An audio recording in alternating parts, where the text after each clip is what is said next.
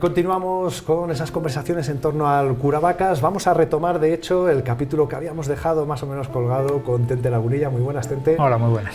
Más o menos colgado, a ver, que quedaba por avanzar, mucho que contar y claro, pues aquí no podemos comernos todo el espacio televisivo.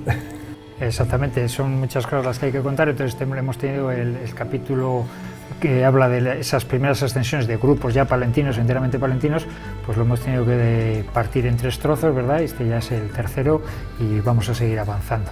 También, además, siempre los primeros segundos o los primeros minutos de cada capítulo tenemos que dedicarle a nuevas aportaciones que nos hacen amigos que ven capítulos anteriores. Que no dejan de llegar. Y afortunadamente, porque son correcciones que además tienen toda la razón y tengo que incorporar esos datos, ¿no? En concreto, pues, bueno, pues al amigo Germán, que bueno, pues en un futuro le tendremos aquí como invitado cuando hablemos de Curavacas en la actualidad, pues bueno, me dijo, estupendo el capítulo de bibliografía, dice, pero has metido la pata, vamos, has metido, se te ha olvidado una cosa, pues ¿cuál ha sido? Pues mira, aquí tenemos en el desnivel 428 de abril del 2023, hace muy poquito, dedicó un monográfico a la montaña palentina, que además me entrevistan a mí, entrevistan a Germán, a Vidal, a Ángel, bueno, vamos, que es un número entero dedicado a la montaña palentina y se me había pasado, y tiene un capítulo importantísimo, hablan del libro y hablan de toda la historia de los faquires, etcétera, etcétera, y se me había pasado este número monográfico de desnivel. Entonces hay que con tanto, ¿verdad? Hay tanto, pero esto la verdad es que era una pieza clave, no sé por qué, porque en mis notas sí que lo tenía. Tengo como una especie de cronología pormenorizada de todo lo que pasó Curavacas desde la geología hasta la actualidad, y ahí estaba esta nota con la marca de no contado, pero se me olvidó luego al pasarlo a limpio, digamos, para hacer el guión del capítulo, pues se me olvidó. Pero pues agradecemos a Germán que nos lo haya, además, se lo haya recordado. Una bonita fotografía de Curavacas, sale en la cresta, creo que es de Crespo la fotografía, y el que se ve en la foto es Germán. Pues bueno, ¿dónde dejábamos el capítulo anterior? El mismo capítulo, el programa anterior. Siempre me lío entre el capítulo y el programa, ¿no? Es el capítulo 15 del libro, que han sido 3 programas. Bueno, pues ¿dónde lo dejábamos? Cuando acaban de subir ese grupo palentino dirigido por Riol, Alejandro Díaz Riol principalmente, y compuesto por Benito Iglesias, Jesús Redondo, bueno, pues toda esa gente que cada vez se van juntando más, pues bueno, acaban de hacer la diagonal de Curavacas en verano del 55, y entonces están pletóricos de que han hecho una actividad de renombre.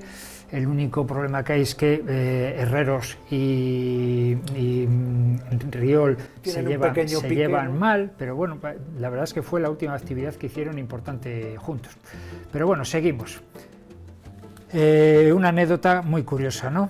Aquí tenemos 2 fotografías no son La Rubia. La Rubia era el autobús que era del Frente de Juventudes, con el que estos nuevos chavales, o estos grupos de chavales, iban a hacer montaña. Los medios de comunicación eran escasísimos, era toda una odisea el ir a Cervera o a Guardo en coche de línea. Entonces el Frente de Juventudes tenía un vehículo que le llamaban así La Rubia, era como una especie de furgoneta pequeña de madera, carrozada en madera.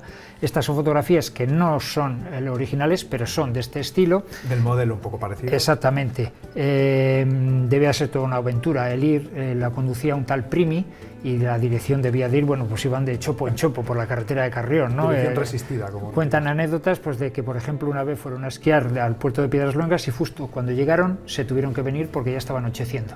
No llegaron a esquiar, pero llegaron y se dieron la vuelta, ¿no? Entonces, bueno, pues estas fotografías, y además tenemos una aportación muy jugosa de tanto como de Ángel y Félix, que nos hablan de anécdotas de La Rubia. Que era un vehículo, una furgoneta carrozada de madera, que entonces las que tenían carrocería de madera les llamaban, o sea, una rubia. Sí, y entonces el que lo llevaba era un tal Primi. La Rubia del Frente de Juventudes, que era un vehículo que cabíamos 6 o 8, ¿no? Era toda una experiencia, ¿no? Hombre, claro. y eso era una ventaja muy grande porque nos acercaba a la base de Curavacas o de algún otro pico, ¿no?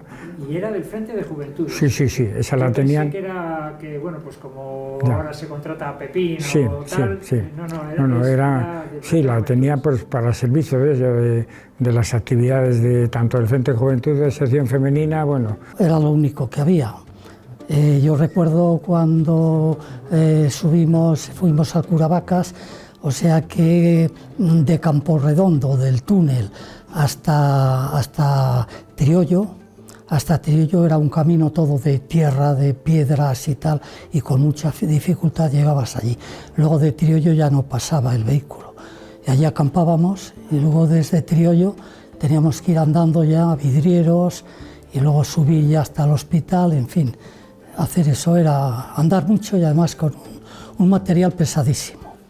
Era toda una expedición llegar a Vidrieros. Sí, ¿no? se utilizaban unas tiendas de campaña de lona, con unas mochilas también de lona que se mojaban y pesaban 1 tonelada.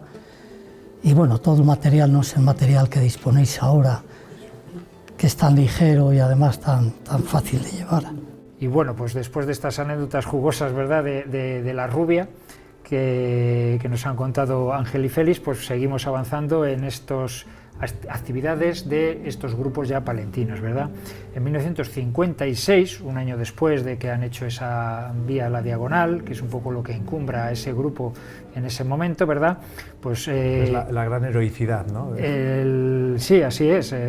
Les da mucha confianza en sí mismos, yo creo. Si hemos sido capaces, ¿qué no podremos hacer? Eso ¿no? es.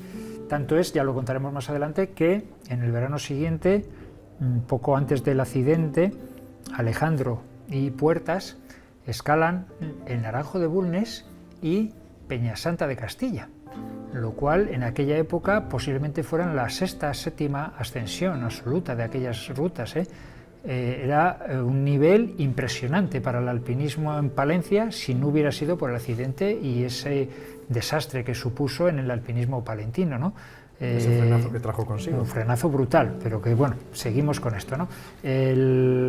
Conocíamos al tal Primi, supongo yo que Primitivo se llamaría, que era el conductor de la Rubia, y otra serie de hombres ya más mayores que este grupo de chavales que tenían alrededor de 20 años, pues tienen curiosidad por qué es eso de la montaña, y entonces en el 29 de octubre de 1956 pues intentan subir a Curavacas, pues Benito Iglesias, Río, un grupito de estos, intentan subir con estos otros, con Primi y otra serie. Aquí se les ve estas fotografías a gente que no entendía por qué iban los sí, chavales para allá. Pero, pues... ¿a qué veis? Bueno, pues venir un día, y bueno, pues aquí se les ve, claro que hay algunos más jovencitos y que van un poco vestidos de montañeros y demás, y luego otros ya más mayores y se les ve pues con pellizas, con boinas, bueno, pues que suben, no subieron porque hizo muy malo. Eso también es el salto generacional. Sí, así es. Y hay aquí, pues hay uno que está señalado con una cruz, que es Jesús Redondo, que posteriormente fue uno de los que murió en el accidente de los Faquires, ¿verdad? Pues bueno, hay que reflejar ese intento de ascensión a Curavacas. En 1955, en verano, el 27 de julio, García Guinea con Víctor Pérez, que es un hombre de Triollo, suben por la senda del Notario, no hay fotografías, pero está registrada esa ascensión. Y también en agosto de 1955 hay otra ascensión de ese grupo pujante de palentinos, ¿no? Pajarillo, Iglesias, Redondo, Valles e Higueras también suben por la Brecha Muerta, que es un poco la senda del Notario, toda esa zona.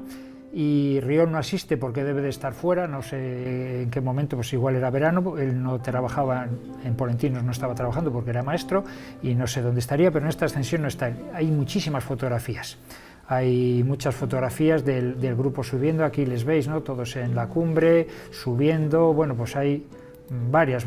Aquí está Jesús Redondo escalando la parte más difícil de esa ruta de la senda del Notario, que hoy en día se bordea un poquito, no se suele escalar por la chimenea por donde ellos subían.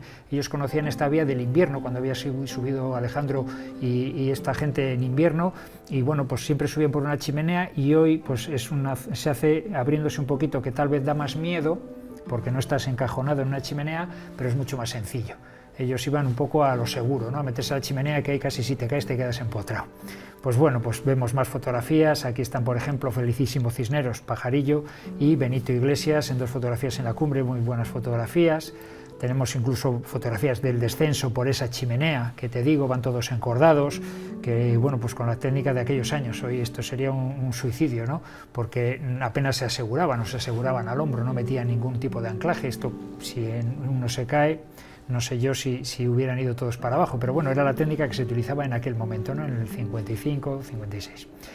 Otra cosa curiosa, en septiembre de ese mismo año, de 1955, el día 4 de septiembre, el tío Vicente y otros lebaniegos hacen cumbre, y en ese libro de cumbre, esto lo cuenta Alejandro Díez Riol, que yo creo que esos libros que no tengo yo, o no tengo acceso a ellos, y de donde están sacados estos datos, posiblemente estén en todos esos legajos que tenga Alejandro Díez Riol allí guardados en su casa y que todavía no están a disposición del público, ¿no? Un día tengo que armarme de valor, hablar con la familia, a ver si me dejan rebuscar y sacar algo de esto por lo menos, ¿no? Bueno, pues en esa libreta de cumbres sube tío Vicente y otros lebaniegos y se habla de poner en la cumbre una Virgen de las Nieves. Dejan una nota en la cumbre con estas intenciones. Dice: el tío Vicente está muy conforme en lo que se dice de poner la Virgen de las Nieves en este punto, para que en los ratos de tragedias por esta peña de Curavacas se salve de todo mal. Eso es lo que parece ser que pone el tío Vicente en ese cuaderno de cumbres. En agosto también de 1956 se dice la primera, y que se sepa, única misa que se ha dicho en la cumbre de Curavacas. En aquella época, pues la sociedad palentina y española estaba impregnada hasta el tuétano de la religión, ¿verdad? Y bueno, pues no sé por qué, pero van desde Cervera y duermen en la Vega de Cantos, entran por Pineda, suben por los escalones, la cola de Curavacas, y ya están en la cerca con la senda del Notario. Salen de Cervera Juan Antonio y Segundo López 12. Teodoro González, Vitorino García, Ángel Gómez, José María Cantabrana, Miguel Ángel Fraile, Piedad Isla, está en el grupo, Florentino y Macario Ramos Merino, 2 chicas más, y el padre Godofredo Tramper. Suben todos excepto las 3 chicas y Miguel Ángel, que se quedan un poquito más abajo. Y aquí tenemos, afortunadamente, si hubiera subido Piedad Isla a la cumbre, tendríamos muchas más fotografías y mejores. Sí, tenemos 2 y bastante malas, pero bueno, estas son las 2 testimonios gráficos de esa misa primera y tal vez la única, no lo sé si no tengo datos de otra misa en la cumbre de Curavacas. Bueno, pues en 1956 un grupo de jóvenes, 16 en total, plantean el ascenso de las 3 cimas principales de la montaña palentina: Espigüete, Curavacas y Peñaprieta. Es una marcha de los días 12, 13 y 14 de octubre por todo Fuentes Carrionas, y lo organiza el grupo Espigüete. Ya se están separando un poquito de lo que es el Frente de Juventudes, esa cosa más formal y demás. Ya hay incluso dedicado a la montaña. Sí, y hay incluso amagos de pequeños grupos de montaña, que no tiene nada que ver con el Club Espigüete de la actualidad, pero este grupo que le fundaron ya ahí, ese grupito de amigos, ya se llamaba así, Grupo Pico Espigüete. Pues bueno, el 12 del 10 de 1956 se realiza la primera ascensión estival de la Canal Sur. La verdad es que la Canal Sur hasta este momento está bastante olvidada, porque como todo el grupo siempre va guiado un poquito o liado por Riol, y Riol su acceso bueno es desde Polentinos, que es donde él vive, siempre iban por Pineda y por el otro lado, y entonces tenían bastante achicharrada la cara norte y noreste, y sin embargo la cara sur, que es hoy en día la lógica, no, apenas iban por ahí, no estaba asfaltada la carretera de los pantanos, entonces era complicado llegar hasta allí. Pues bueno, en esta ocasión sí, deben de ir por la carretera de los pantanos, caminando, supongo, y hacen aquí tenemos estas 2 fotografías de Alejandro, y un croquis, era un muy buen dibujante, y bueno, pues hacen la primera de la Canal Sur de Curavacas en verano. Otro grupo, 7 suben por la Canal Sur, y otro grupo, los otros 9, suben por el Callejo y se juntan en la cumbre. Por la Canal Sur, pues ¿quiénes suben? Pues los más aguerridos, los que tienen un poquito más experiencia, ¿verdad? Y aquí tenemos estas 2 fotografías de Alejandro estupendas, ¿verdad? Que de esa primera ascensión estival.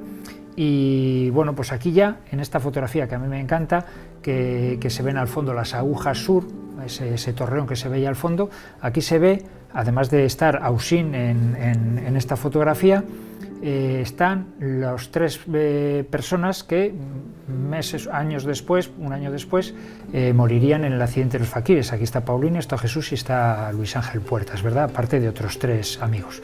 Y bueno, pues nos va a comentar un poquito de esta fotografía Ausín, un poco los recuerdos que tiene de esa ascensión, que él estaba en la ascensión de la Canal Sur en verano. La chimenea central la llamábamos, sí, sí. Ahí en ese grupo fuimos 2 grupos.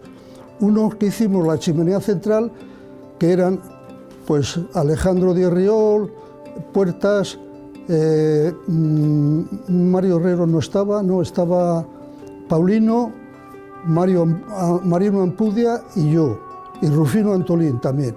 Y subimos por la chimenea central. Se escalaron estos mogotes, aprovechando se escalaron estas agujas ese día. Fue un día espléndido. En la última parte, que teníamos que habernos encordado, no sé por qué razón no nos encordamos, porque la mochila casi nos oprimía para subir por la chimenea, porque es una parte bastante estrecha, pero rampando de espaldas pudimos llegar arriba sin encordarnos, que luego cuando lo recordábamos decíamos, jo, hemos hecho algo que no sé qué podía haber ocurrido en cualquier momento. Aquí en estas otras fotografías ya son fotografías de todo el grupo, de esos 16 o 17 que van en ese grupo, en la cumbre, cuando se juntan los que suben por el Callejo Grande y por la Canal Sur. Aquí se ve en alguna Alejandro y bueno, pues se ve todo el ambiente que había de esos montón de chavales, ¿no? Casi ninguno perduró en afición, pero era un grupo importante, ¿no? Poco después de esta ascensión se formaría la cordada de los faquires. Aquí todavía no se oía hablar de los faquires, pero ya estaban, los 4 faquires ya estaban en esta ascensión. No constituidos como tal. Exactamente. Y bueno, pues también Ausín nos tiene unas anécdotas que contar de estas fotografías de la cumbre de Curavacas. Aquí nos juntamos los 2 grupos. Estaba este chico que es arquitecto ya fallecido, estaba el Flecha, que llamábamos, que era un chaval de 16 años, no, de pocos años, Rufino Antolín, Puertas, todo. Bueno, pues después de esa ruta que hacen por todo Fuentescarrionas, que suben a varias cumbres, en concreto a Curavacas, abriendo una nueva ruta, que es curioso, ¿no? Que inauguran una ruta que hoy es súper repetida, ¿no? Sobre todo en invierno, la Canal Sur. Bueno, pues seguimos avanzando y ya en el invierno de primavera, ya, esto sí es primavera evidentemente, porque es el 31 de marzo del 57. Estamos llegando a puntos álgidos ya. Bueno, el 31 del 3 del 57, 2 de los faquires, Redondo y Paulino de la Torre, están obsesionados con hacer la invernal de la Diagonal. Era un poco el reto pendiente. Después de haberlo hecho en verano, querían hacerlo en invierno a toda costa. Entonces, en esta fecha, el 31 de marzo, pues quieren ir y se lo dicen a Alejandro. Vamos a pasar por Polentino y vamos los 3 y hacemos la primera. Y Alejandro les dice que está haciendo muy malo, que las condiciones no son muy buenas, que hay mucha nieve, que está todo muy mal y que además, si se es purista y se es como cumpliendo las normas, ya no es invierno. A partir del 21 de marzo ya no es invierno, ya es primavera. Y aunque las condiciones son invernales, no les contaría oficialmente como primera invernal. Y que ellos están muy empeñados. Aquí se ve estas fotografías, pues que llegan los 3, todas las fotografías son de Alejandro, por eso no sale él, se les ve a ellos 2 llegando al chozo cimero del hospital, todo empeñados en hacer la Diagonal y como hace malo, se dan cuenta de que es ridículo intentar ellos 3 sin una preparación básica y con mal tiempo el intentar la Diagonal. Les convence y no hacen la Diagonal y lo que hacen es la primera ascensión del Callejo del Rebeco. Suben por otra ruta distinta, estas fotografías estupendas están hechas en el descenso porque lo pasan mal subiendo, hace muy mal tiempo y lo pasan mal, bajan muy mojados, etcétera, etcétera. En esta foto en concreto, pues Paulino y Jesús, que van desde Vidrieros. Entonces, bueno, pues entre todas estas cosas, pues les convence para no hacer la Diagonal y entonces les queda esa obsesión. Ellos están obsesionados con la Diagonal en invierno.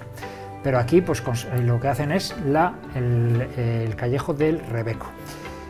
Aquí en estas dos fotografías, una de ellas es un dibujo de esos tan bonitos que hacía Alejandro, poniendo todos los nombrecitos y todas las cosas, y luego es una foto mía, más o menos en la actualidad, casi a la misma escala y de un trocito para que se vea lo bien que dibujaba y cómo hacía croquis de todo lo que hacía, ¿no? Han hecho la diagonal, ya, como vemos aquí, ya se constituye esa cordada de los faquires. En aquella época era muy normal que las cordadas fueran muy estables y se pusieran nombre. En Madrid, más o menos de esta época, había una cordada muy famosa, que ahora no recuerdo quiénes eran los componentes, pero era una cordada que se llamaba El perro que fuma. No sé por qué. El perro que fuma es una aguja del circo de Gredos, porque parece un perro y hay veces que sale en una nube y entonces parece que es el perro que fuma. Entonces, no sé, ellos cogieron el nombre de como si esto se hubiera puesto Curavacas, tal, ¿no? Sí. ¿Por qué el nombre de los faquires? Lo ha contado Alejandro muchísimas veces, que era porque andaba siempre a dos velas, pasaban muchas penalidades, no tenían dinero, las condiciones en la montaña eran muy duras para ir a la montaña y entonces había que ser muy espartano, había que ser muy duro para ir y entonces por eso se llamaba la cordada de los faquires. Imprimen unas tarjetas de cumbre, que eso todavía se sigue haciendo, pero no es muy normal, en el que dejaban su firma y en las cumbres que ellos subían pues dejaban constancia de que los faquires habían pasado por allí. Exactamente. Yo tengo fotografías de esas tarjetas, pero Alejandro debe tener entre sus papeles varios originales, ¿no?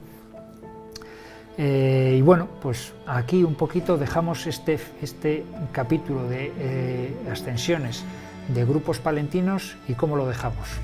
Se ha constituido la cordada de los faquires, hay un grupito muy cohesionado, aparte de ellos hay otro grupo que no es de la cordada de los faquires, pero que también hacen montaña, como es Pajarillo, como es Herreros, como es Benito Iglesias, etcétera, etcétera, pero que poco a poco como que se van quedando un poquito atrás, porque los que más ímpetu tienen son estas cuatro personas. Jesús Redondo tiene 31 años en este año, Alejandro Di Riol tiene 21, Miguel Ángel Puertas tiene 16 y Paulino de la Torre tienen 17.